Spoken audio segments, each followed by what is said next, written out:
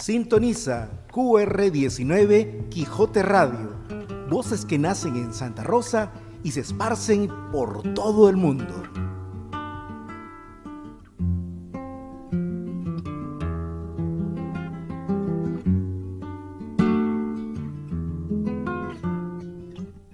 Hola, soy Cielo Ramos. Hola, soy Yerick Parco Vega. Bienvenidos a un programa especial de la radio QR19.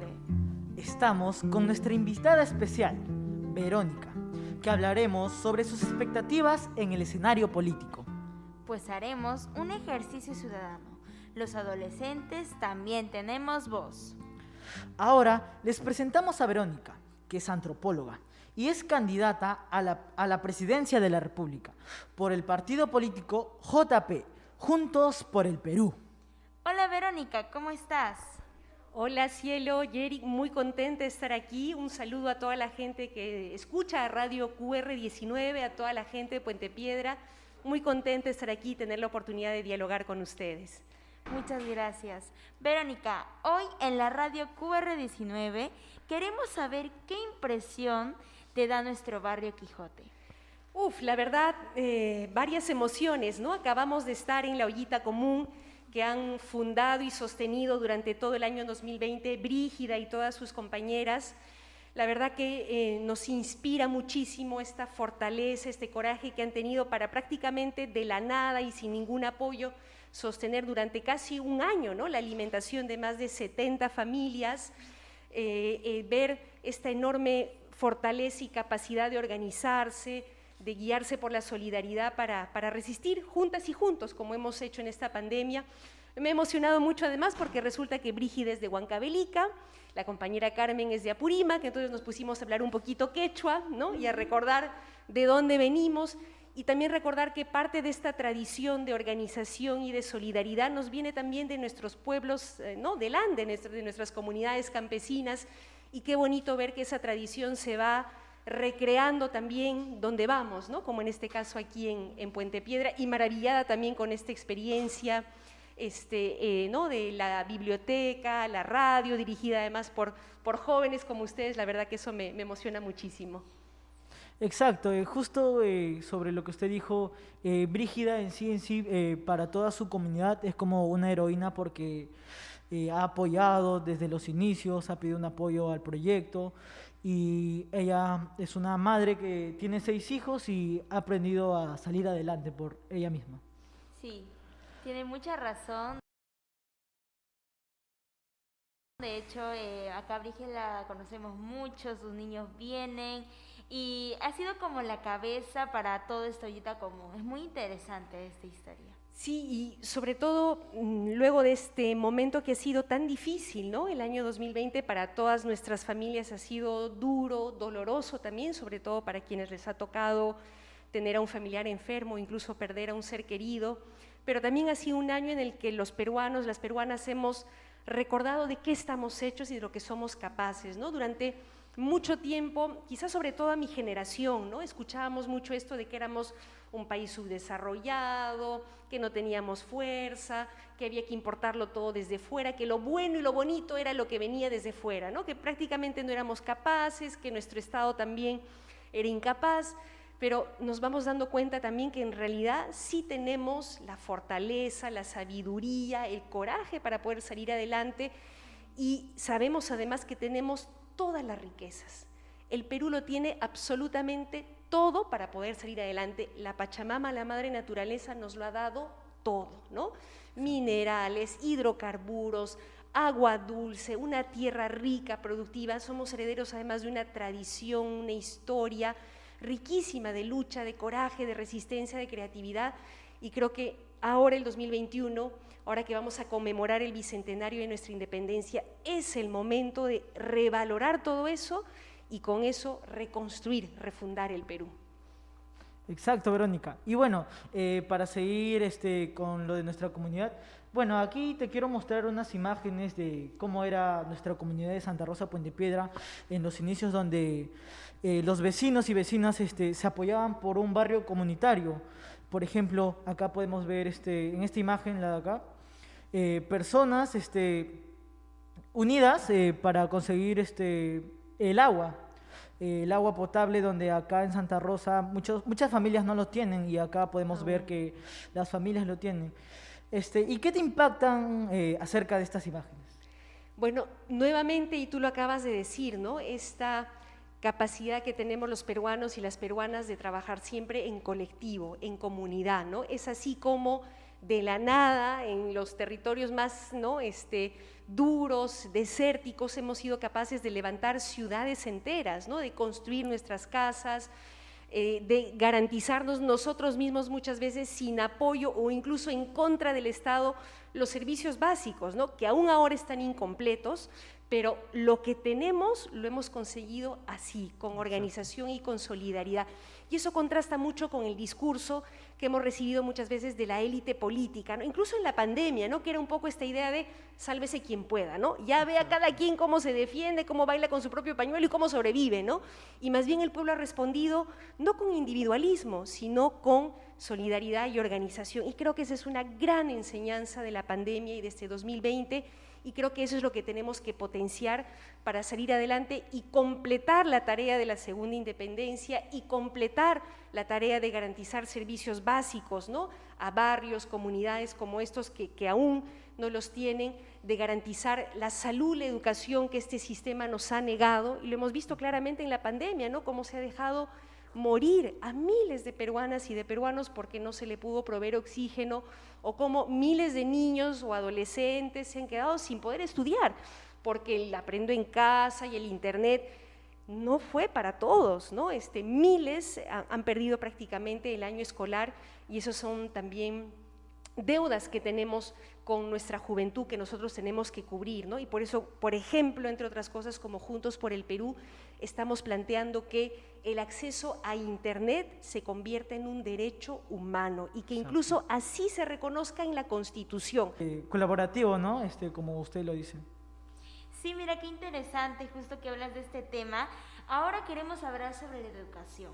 El año pasado, en realidad, sabemos que hay muchos niños, adolescentes, jóvenes que se han quedado sin tener educación, y creo que esto es un derecho. Entonces, cuéntanos, ¿qué propuestas tienes para el año 2021 que ya lo estamos viviendo? Bueno, lo primero y lo central para nosotros como Juntos por el Perú es que reconozcamos como parte de un nuevo pacto social, un nuevo gran acuerdo entre peruanas y peruanos, que la educación es un derecho.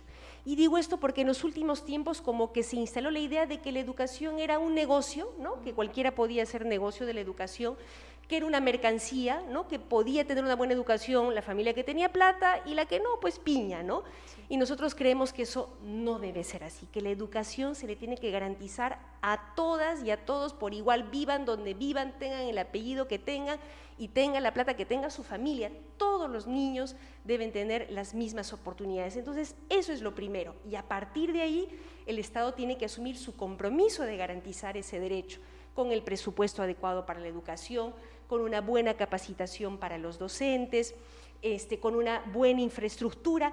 El 60% de las escuelas públicas del país no tiene agua potable. Imagínense, si pudiéramos volver este año a las escuelas presencialmente, que me temo que eso va a demorar todavía un poquito, miles de escuelas no tienen agua potable, o sea, ni siquiera los niños podrían lavarse las manos, es terrible, ¿no? Y junto con eso asegurar pues que las escuelas tengan la infraestructura adecuada, como el acceso a Internet, pero también asegurar que la escuela esté como relacionada con la comunidad, con el barrio, ¿no? Aquí en Puente Piedra, como en las comunidades rurales andinas, por ejemplo, que ahí donde los niños hablan quechua, también los profesores hablen quechua y la educación sea en quechua, que se reconozca y valore la identidad y la historia de cada niño, de cada niña, y no se la niegue, ¿no? Porque también a mi generación se nos decía, no, el quechua tienes que olvidarlo, dejarlo atrás, es sinónimo de pobreza, y era una manera también de negarte tu propia identidad, y creo que eso más bien se tiene que revertir, ¿no? Entonces, esa es nuestra propuesta, que la educación sea un derecho, que se garantice a todos por igual, respetando la diversidad de identidades, de culturas de nuestro país y dándole toda la infraestructura que se necesita, en este caso como el Internet o el agua potable, entre otros, ¿no? Sí, mira, qué interesante lo que dices, justo eso es muy importante porque Hay niños y niñas que se les niega muchas veces esto, el agua potable, que hoy en día es totalmente necesaria para lavarse las manos, para muchas cosas en realidad, y el internet, que ya se volvió una de las cosas que más nosotros necesitamos, justo este momento en el que estamos pasando, donde no podemos aún estar en salones presenciales o así. Necesitamos conectarnos y tenemos que tener una red estable para aprender. Pero también espacios públicos, ¿no? Porque lamentablemente lo que estamos viendo es que probablemente este año 2021 no vamos a poder volver todavía a las clases presenciales como hubiéramos querido, ¿no? Y lo digo porque tengo una pequeñita de 9 años que se muere por volver a clases, jugar con sus compañeros, tocarlos, correr, pero me temo que vamos a tener que seguir cuidándonos. Pero de alguna manera, poco a poco, si hubiera espacio público, podrían, ¿no?, los niños reencontrarse en espacios abiertos, bien ventilados, pero lamentablemente en la mayor parte de barrios de Lima no hay dónde, ¿no? Entonces estamos como condenados a encerrarnos en casa, además sin internet, es decir, totalmente desconectados. Entonces, la educación no tiene que ver solamente con la escuela en sí, sino también con el barrio, con la comunidad, ¿no?, con la sociedad en su conjunto, y tenemos que abordarlo de esa manera, ¿no? Sí, mira, bueno, te contamos que tenemos una biblioteca llamada Don Quijote y su Manchita. Esta es muy importante porque acá todos los niños de la comunidad le damos como un espacio para que ellos también puedan leer, puedan disfrutar lo importante que es la lectura. ¿Crees que el amor a los libros es realmente importante? Fundamental, y yo la verdad, como dije al inicio de la entrevista, había escuchado antes de esta experiencia y me alegra mucho conocerla en vivo y en directo ahora, porque creo que necesitamos multiplicar este ejemplo, ¿no? El Estado debería garantizar, desde el gobierno central, en coordinación con las municipalidades, que los niños y niñas tengan acceso a la lectura, estén donde estén, ¿no? Debería haber bibliotecas barriales y comunales en todos los distritos del país, ¿no?, con libros además adecuados a las distintas edades y a las distintas culturas. Creo que eso es fundamental, porque permitirles a los niños a través de los libros descubrir otros mundos es permitirles viajar, es permitirles desarrollar su creatividad, es ¿no?, desplegar sus alas, y eso es algo que tenemos que garantizarles a todos. Bueno, Verónica, y para seguir con eso de la lectura, y bueno, ¿cuál fue el libro que te ha impactado más y que te ha acompañado durante tu vida? Durante mi vida, qué difícil. Lo que pasa es que creo que en cada etapa de la vida hay libros que te acompañan, ¿no?, de manera particular.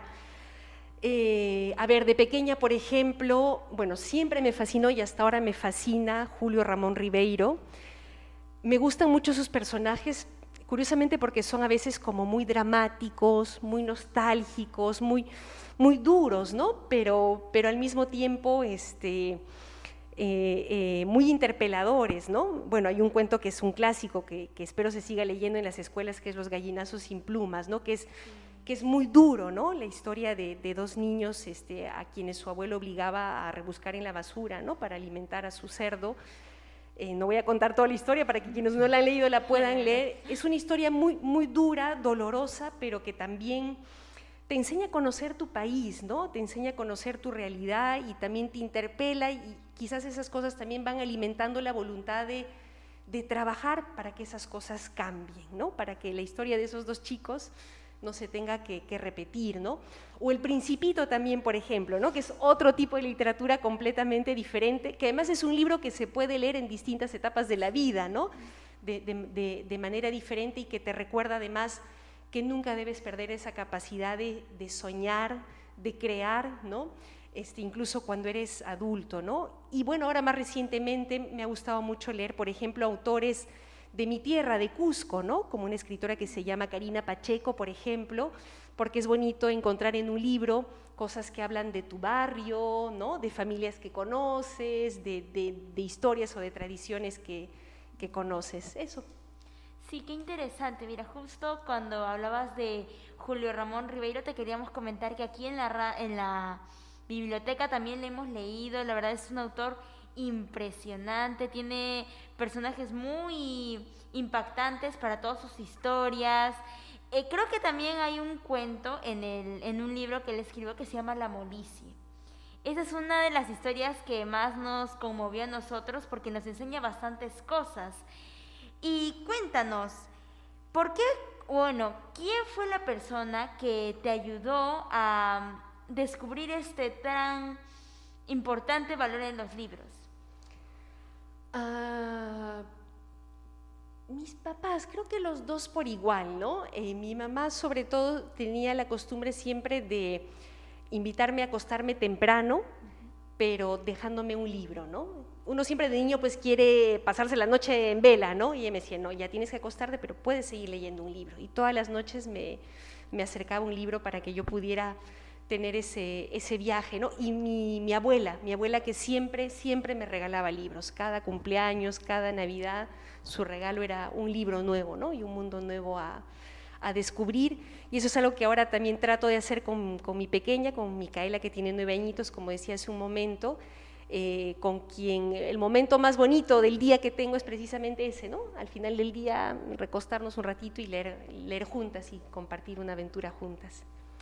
Qué impresionante, eso también deberíamos de inculcarlo en cada familia para que se haya más niños lectores, soñadores, y que también puedan saber un poco más de lo que es esta vida y todo eso. Tenemos que estar un poco más unidos en familia. ¿Por qué creer en la utopía? La utopía sabemos que es una palabra muy importante. ¿Y por qué tenemos que creer en la utopía como el Quijote? Cuéntanos. Para darnos fuerza, ¿no? Tenemos que creer siempre que es posible. Justamente hace un rato, ¿no? Comentaba cómo mucho tiempo, ¿no? En nuestro país se nos ha metido en la cabeza esta idea de que no podemos, estamos subdesarrollados, estamos condenados al fracaso, y creo que en estos tiempos nuevos, ¿no? Y además un tiempo en el que los jóvenes han adquirido un protagonismo importante, es el momento de reafirmar que sí somos capaces, que sí tenemos la fortaleza, que sí tenemos la creatividad, tenemos esta tradición de organización, de solidaridad, ¿no? De la que hablábamos hace un momento, ejemplificada en hermanas como Brígida, por ejemplo, que son las que nos pueden permitir salir adelante, crecer y florecer como país, ¿no? Y seguramente muchos nos dirán que no se va a poder, que todo está corrompido, que ya no hay remedio, pero lo último que podemos perder es la esperanza y la ilusión de que sí podemos hacerlo. Exacto. Bueno, Verónica, en este tiempo de pandemia, muchos jóvenes hemos leído a Eduardo Galeano, él nos habla sobre las utopías y, bueno, quería que escuches una frase de él. La utopía está en el horizonte, camino 2 pasos. Ella se aleja 2 pasos y el horizonte se corre 10 pasos más allá. Entonces, ¿para qué sirve la utopía? Para eso, sirve para caminar. ¿Qué opinas acerca de esa frase? Hermosa, la había leído antes y me ha en varios momentos, ¿no? Permitido persistir en este sueño que comparto con los compañeros, amigos que ahora estamos en Juntos por el Perú, de hacer de esta una patria mejor, ¿no? Donde todos tengamos las mismas oportunidades, los mismos derechos, donde recuperemos la soberanía sobre nuestros recursos, donde tengamos una representación política que no nos sea tan ajena, tan distante, tan corrupta. Claro, muchas veces mucha gente nos dice que eso es un sueño inalcanzable, ¿no? Es una utopía. Y seguramente no lo vamos a lograr de la noche a la mañana, ¿no? Nadie pretende que en una elección o siquiera en un periodo de gobierno vamos a resolver todos los problemas del país, ¿no? Quizás llegar a ser esa patria completamente justa, igualitaria y solidaria es una utopía, pero que precisamente nos va a permitir ir caminando hacia ella y siendo cada vez un poquito mejores. Claro, la utopía es como que una búsqueda Claro. hacia nuestro destino. Mira, ahora que ya hablamos de la lectura, hablamos de la educación, hablamos de la impresión que te causa nuestro barrio Quijote, ahora queremos preguntarte qué reflexión nos deja este 2020, ¿qué nos puedes decir de este año que ya pasamos? Lo comentábamos hace un momento, ¿no? Que más allá de lo difícil y doloroso que ha sido, yo creo que la principal lección que nos deja es que si unimos nuestras fuerzas y nuestras experiencias, si nos juntamos, podemos hacer grandes cosas, como la ollita común de la señora Brígida, ¿no? Que con organización y solidaridad los peruanos somos capaces de sobrellevar cualquier crisis y más aún de salir adelante, ¿no? Creo que esa es la gran lección que nos deja la pandemia, además de que de alguna manera ha develado, ¿no? lo mal que han funcionado las cosas, ¿no? Y ha develado que no se trata solamente de un problema de los gobernantes de turno, sino que el sistema es el que necesita cambiarse, ¿no? Las reglas de juego, estas viejas reglas de juego según las cuales la salud, la educación son negocios, mercancías, que han llevado a la situación que hemos visto el año pasado, ¿no?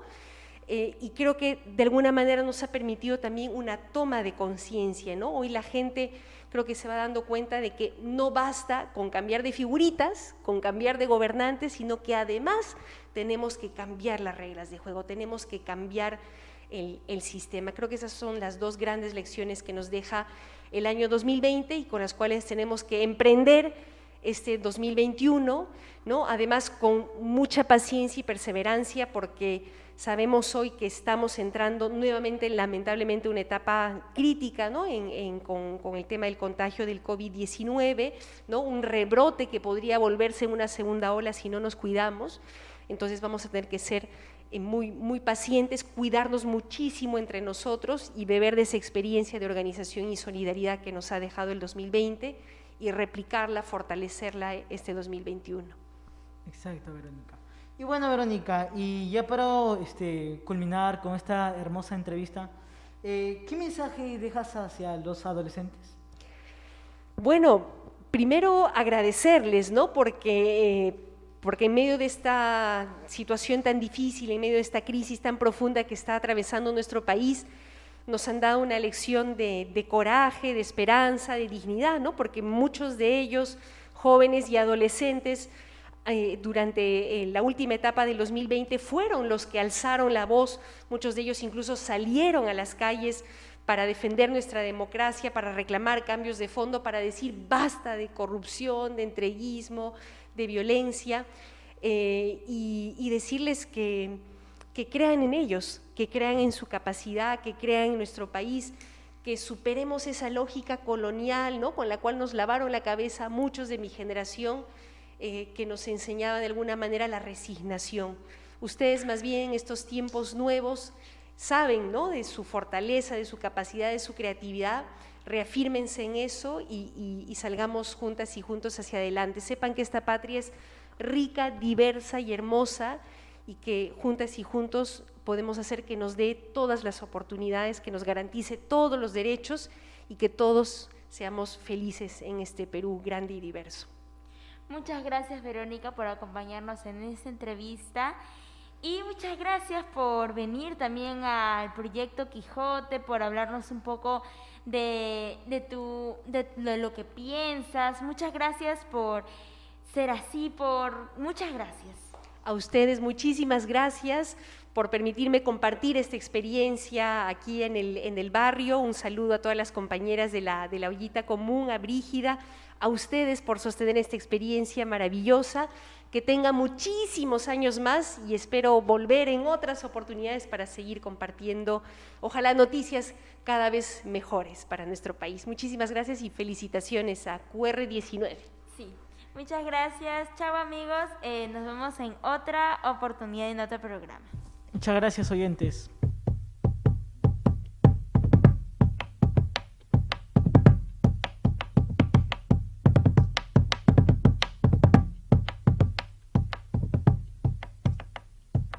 Sintoniza QR19 Quijote Radio.